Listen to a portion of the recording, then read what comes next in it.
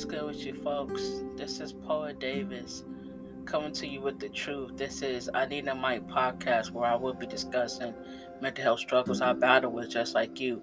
Let's talk about it. It's a tagline I use is to say enough is enough. Give me my damn mic. I'm tired. The trauma I'm going through. So, how y'all doing?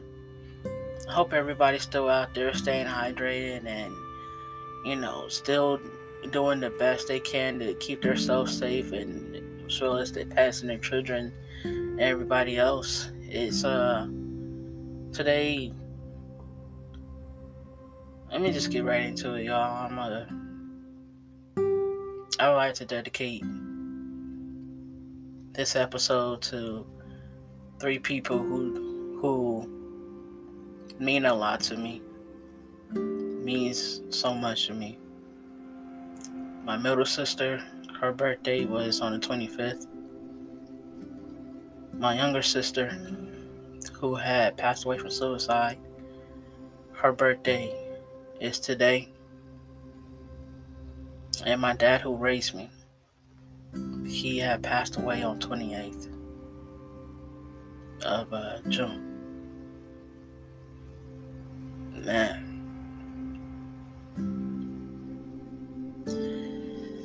So this episode, I titled Our Last Conversation. It's I'm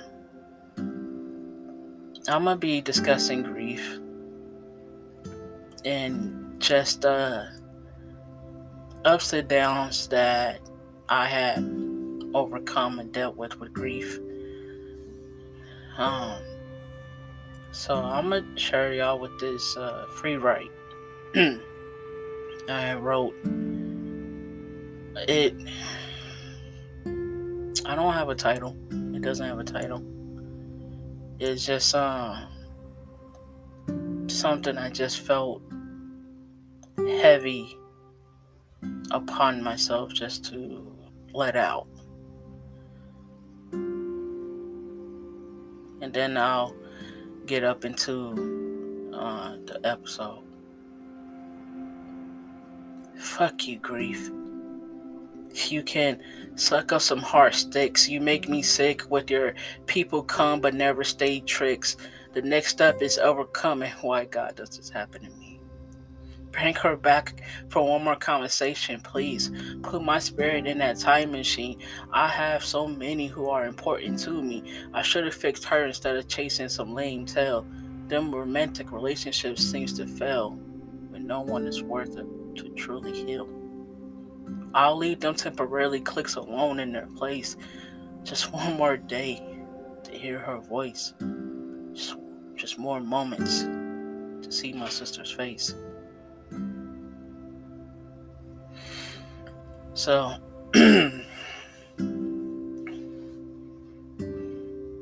excuse me, y'all.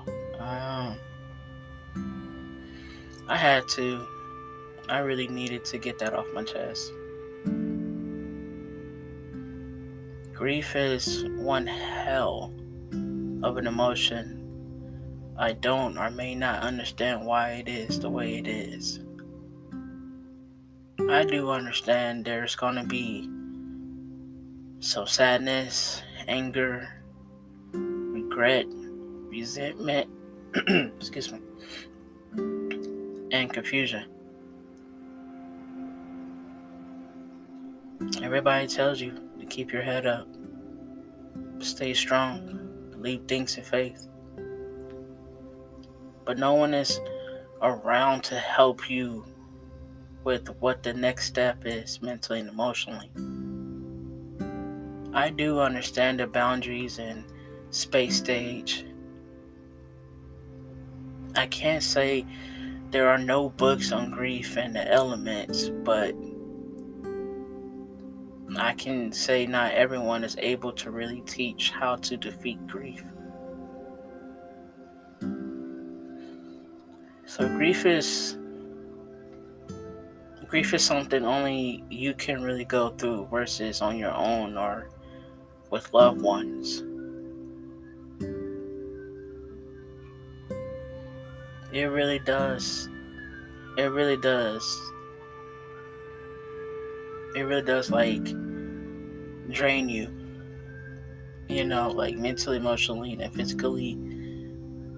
It drains you in so many ways you wouldn't ever guessed how you would feel. And it's crazy because, like, when some people would warn me that, hey, Ray, you're gonna go do this, you're gonna go do that. It's just life and it just happens. But you just gotta keep moving, keep going, and keep pushing. And I'm like, okay, you're telling me how to have the state of mind, and that's cool. That's cool. That can be interpreted either way, emotional or mental. But I just don't feel it if those words were expressed to me. It's like, let me feel the way I feel. Let me go through whatever stages I need to be going through, and then I will come back brand new. But not brand new as in a way that not brand new in a way that I'm hiding from what I'm dealing with. Brand new as in a way it's just gonna change me, and it is part of finding out the new you. Is really allowing things to really change you, whether it's for the better or at the end of the day, it's all on what you control. Like I said in the episode, having control. When you look in the mirror, you know that only you are the person who's in charge. So today's poem, I had wrote this a little while ago, and it's also titled "Our Last Conversation." So when I had first wrote "Our Last Conversation," I was thinking of it as I'ma really express what was said between me and my sister, but it it just didn't feel it just didn't feel like me just to only mention our conversation if it was short, when there were other people who had passed away before her, and I wish that I had last conversations with them, or I had or have last conversations with them. So with some people who I mentioned in the poem, I got to see them and got to talk to them one last time. Those moments I'm gonna forever treasure. Those moments I'm gonna forever keep inside. But man, it sucks to know that after someone passed away and you go through grief and whatnot. I don't know if it's just me, but you sleep very you sleep very oddly. It's not it's like how you go to sleep and what you're dreaming is completely different with what you used to dreamed, or how you used to sleep. It hits you different. It hits you beyond different. So let me get into this piece, our last conversation.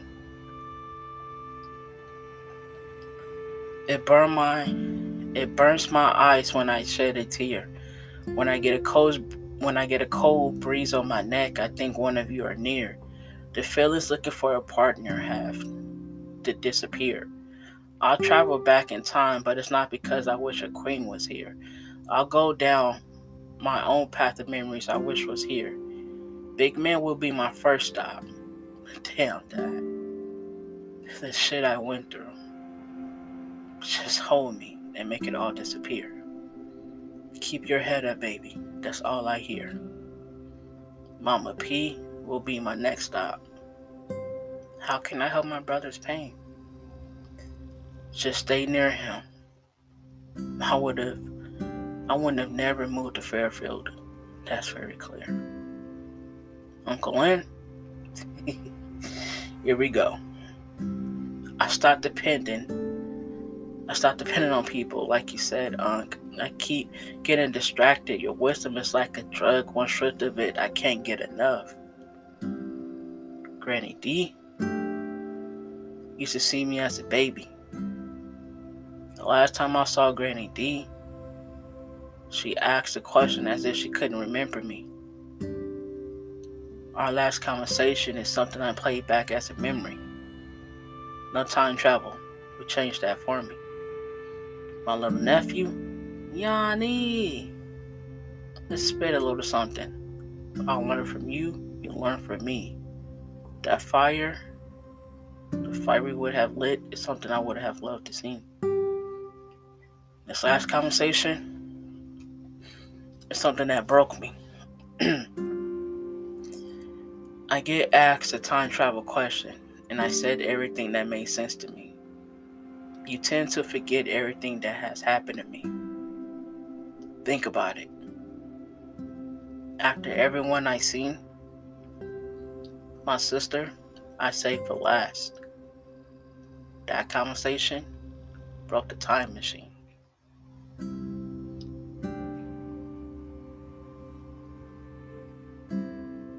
I hope y'all like that.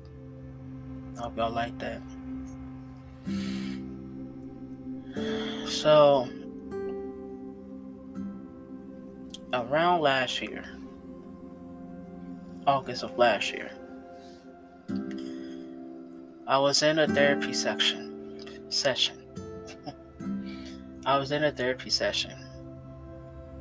And normally, if I get phone calls through my therapy session, I'll just ignore it, or I'll send like a quick text to the person who called me. Or if it's someone I know, then yeah, or if it's something like important, I'll answer it. Like if it's like a appointment or something, I'll answer it because I've been waiting on, to get a phone call back or something like that. But this particular day, something was different. Something was odd. It was like I had rubbed it off as like any other phone call, and I was like, no, this person's calling me more than one time.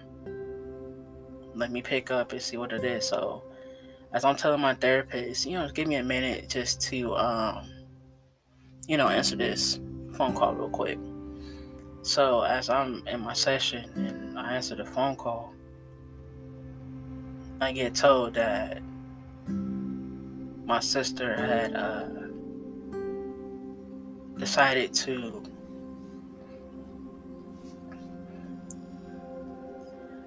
to put her body in front of a busy intersection, and a car had ran her over.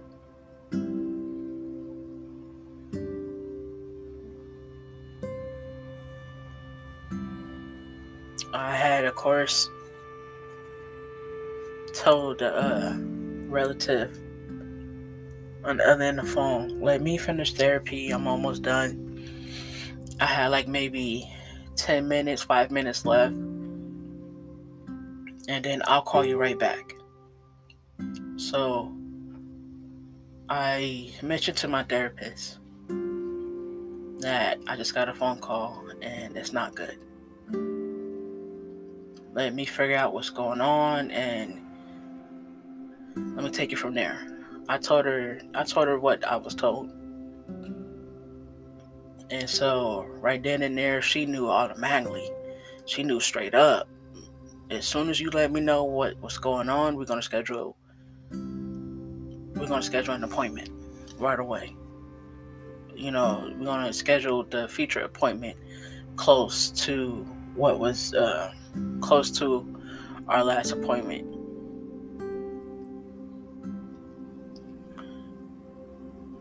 So I called my relative back and I was like, "What happened? What's going on?" Like, not the baby. Not the baby. So I'm asking, what was her last life event?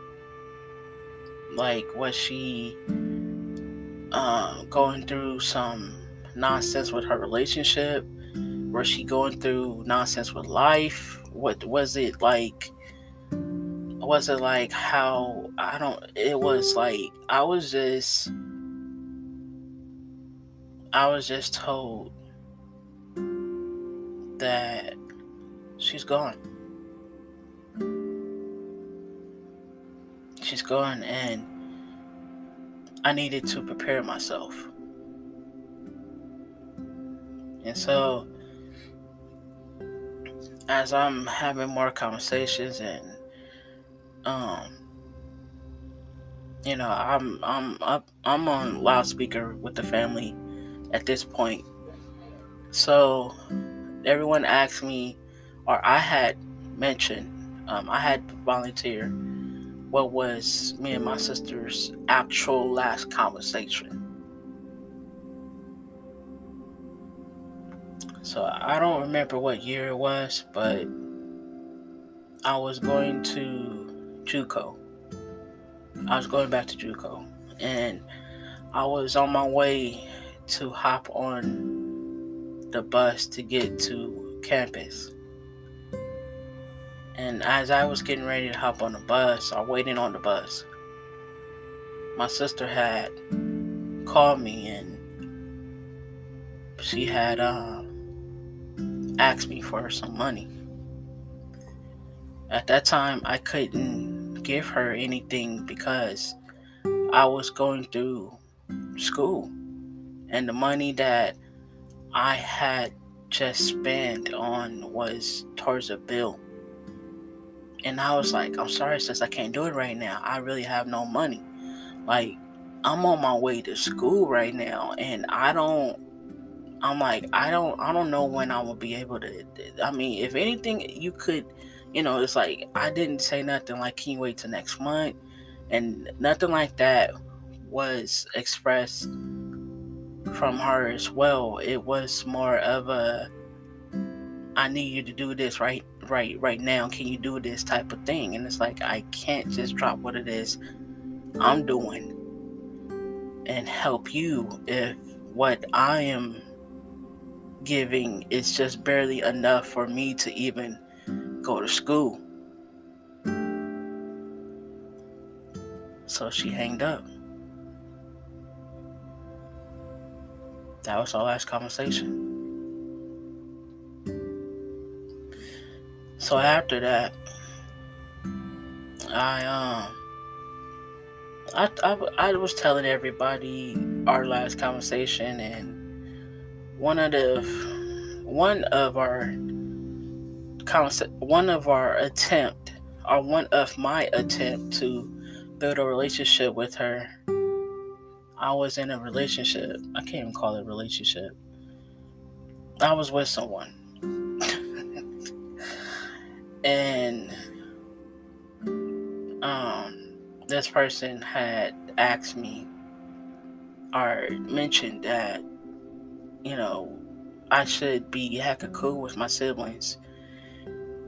Even though we're all adults now. And I'm telling y'all, as many times as I say and tell everybody within my circle, I tell everybody it's sad. It's sad to know as a adult who was in the foster care system, you would think that siblings would bond with each other after everything. Yes, there are some siblings like that who who had stayed with bonding relationships with their other siblings, and they're close to this day. I tell them all, whatever little arguments y'all go through, fix that shit right then and there. Because you don't want to go through what I'm going through.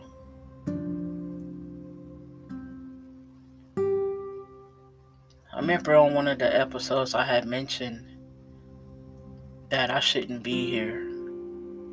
I shouldn't be breathing. What I meant by that is, if it wasn't my sister, it would have been me. There is times that I thought life would be so much better, so much easier without me in it.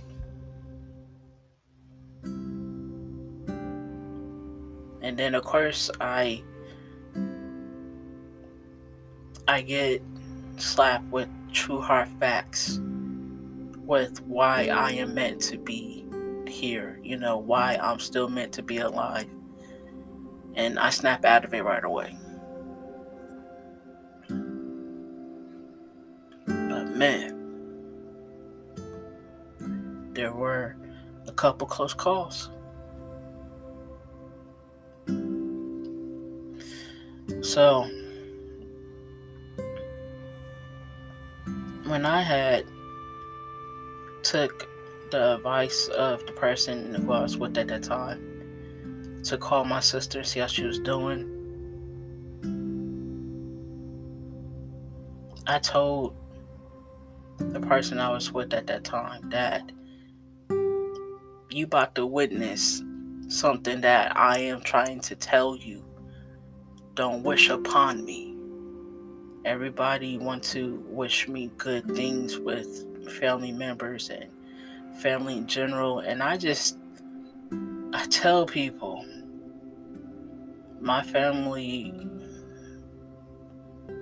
it's amazing that we're called family, let's say it like that. So my sister had told me that in the midst of this conversation, I'm like, hey, I just want to check up on you, see how you're doing, and my lady told me to hit you up, so I just want to hit you up and see how you're doing. The exact words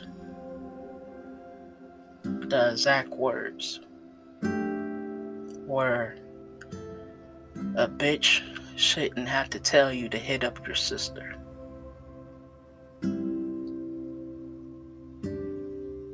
Now that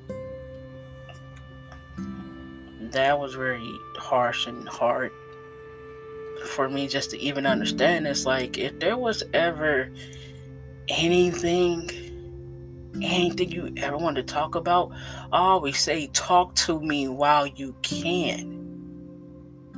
Talk to me while you can. And literally talk. Just not hold back or, I'm not about to sit up here and guess what's going on in inside of your mind. Actually talk. Be able to express whatever it is that you're feeling, whatever it is that you're going through.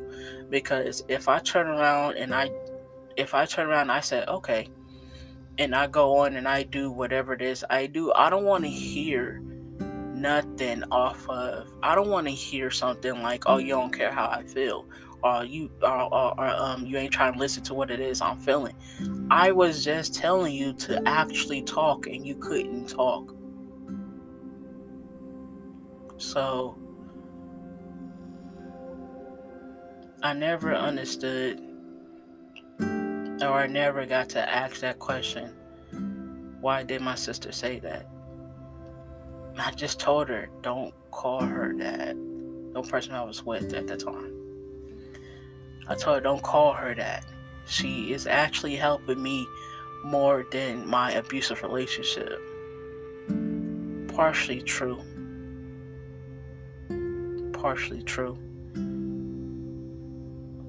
But let's fast forward this to now. I get why my sister said that.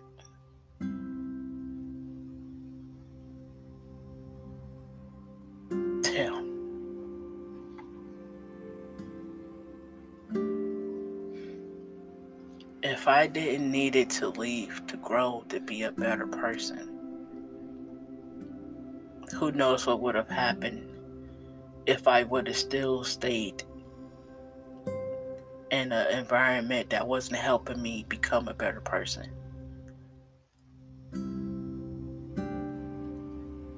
So, a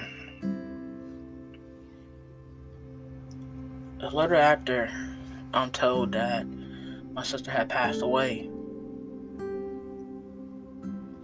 I had posted this Facebook post. It was a picture caption of a family crying and having their head lowered down to a coffin. And the caption said, 2 weeks after the funeral, everybody go back to their regular life. The real close ones gotta deal that shit for life. I have no idea what it's like walking in your shoes. Like you have no idea what it's like walking in my shoes. There is no right or wrong way of overcoming grief. Everybody wants to say there's some type of way of overcoming it. Not really. Not when all you need to really do is focus on what's helping you best. Meaning as in like if it's support groups, art, music, poetry, stories, dancing, your journey is your story. No one can ever take that away. No one.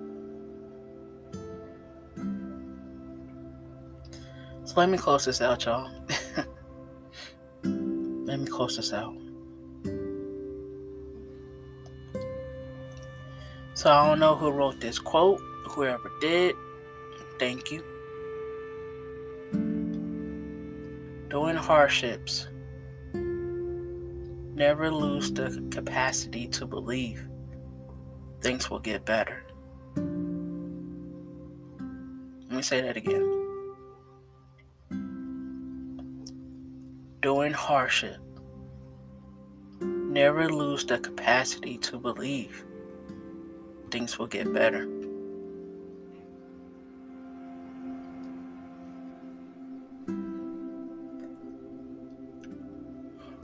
So now you have heard me speak some truth. This is my way of passing the mic to you. I hope my courage, will, and drive motivate you. Y'all take care. Stay safe. And kiss them kids every day.